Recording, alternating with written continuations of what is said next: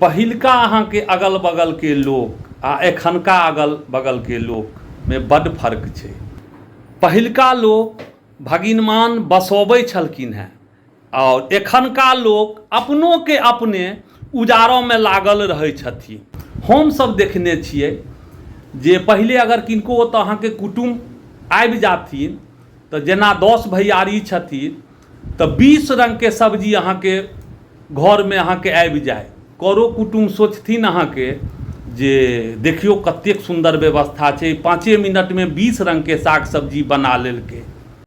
आबक लोकमे अहाँके ई खासियत छै जे अगर कर कुटुम्ब अहाँके चलि आयल तऽ ताक लगौने रहै छै जे ओ कर कुटुम्बके अहाँके कोन एहन गप कहि दिए जे हिनका बेइज्जती कऽ कऽ दलान पर सँ चलि जाय। तऽ आबक लोक आ पहिलका लोकमे अहाँके बड्ड फर्क छै। अपन अपन सोच होइ छै, जिनकर जेहन सोच छनि तेहने फल भेटतनि।